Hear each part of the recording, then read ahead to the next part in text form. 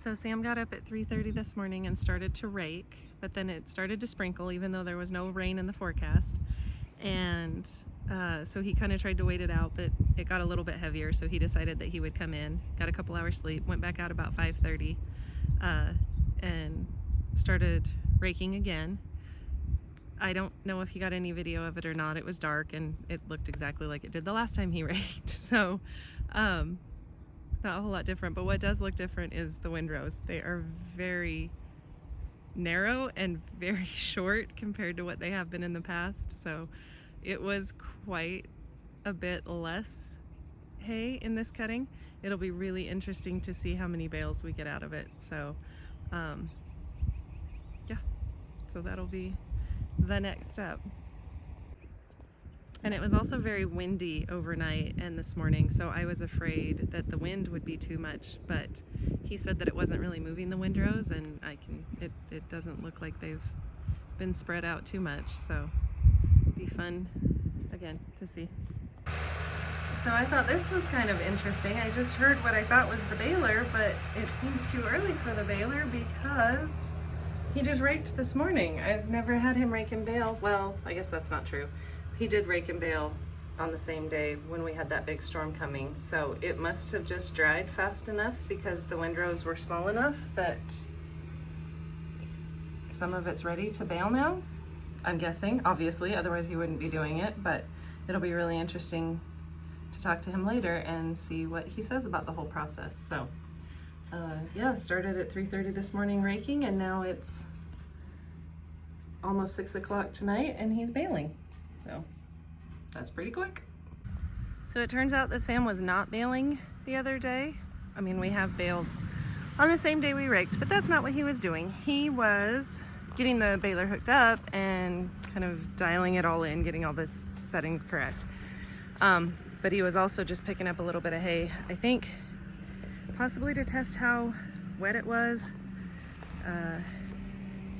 how it was baling. But this is the bale that was in the baler at the end of the fourth cutting, and you can see it when we picked it up, it was still, the hay was still a little bit too wet, and so it's just molded, just sitting there hanging out in the baler. So I think he was probably trying to add some hay to it to help make a bale to push it out so that we can either take it out back and dump it or spread it somewhere, feed it to the pigs, I don't know.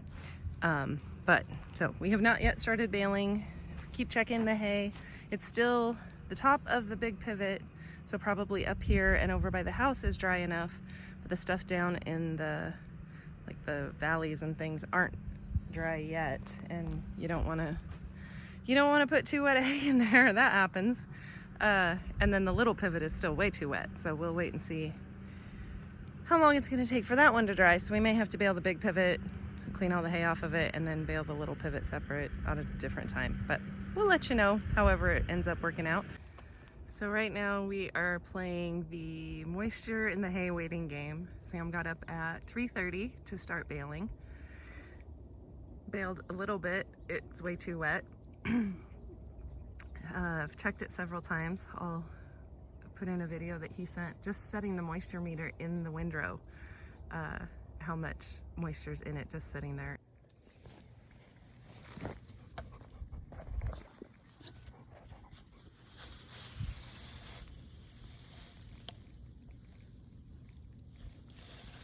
And then I was going to come out after he baled a little bit and rake the lower part of the little pivot just to roll it over so that the part that's on the ground that's wet right now would have a chance to dry. But I can't do that till he bales, and he can't do that till the hay's not wet. So we're kind of in this weird, you want there to be some moisture in the hay so the leaves don't fall off when you rake and bale, but you don't want it to be too wet so that you get mold in the bale. So I was just up feeding the pigs, and we thought we'd walk up and see kind of the path of the fire the other day, now that the fire trucks are gone and we're not going to be in their way. So this, I know the sun's in the way, so I'm going to turn around and show you the other side of it. But so this is the fence line, and you can kind of see the path that it took up that way. But what I didn't realize was we have this hay pile right here. And the fire stopped right, well, it stopped right here, or they stopped it right here, right on the edge of this hay pile. And I had asked Sam, do you think they put water on it, or do you think it just kind of burned itself out right here? No, they put water on it. It's been 4 or 5 days, and you can still see how much mud there is. So they put a lot of water on it, which, you know, is nice. There's a track from when they were out here.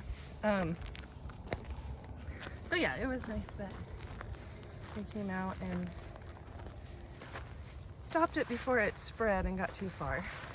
So all of the edge of this got a little bit singed and all of that. And it's funny, I wondered why they used wooden fence posts, and it's like Sam said, this is not probably the first fire these posts have seen, but we knew we were gonna have to come work on fence anyway. But that's kind of a lot. And once I get over here on the other side of the little knoll, I'll show you where it all started. So I don't know how much you can see. There's this weird fence right here that I don't know why I've never noticed before. So there's the regular fence, and then there's like high fence, but it only starts right here. So if they're trying to keep deer out, right there, a deer could jump over the fence. And then there's a fence on the other side of the, I don't know what it is. It's some, I don't know. This is so weird.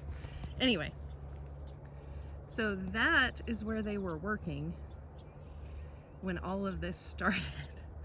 And it went a little bit in the field down there, but then you can see right along here, this is kind of where it ran down the length of the field and up into this taller grass, jumped the canal, which I think is down there where the trees are, and then up into our field where we just were. So we are very thankful and grateful that it didn't do more than what it did.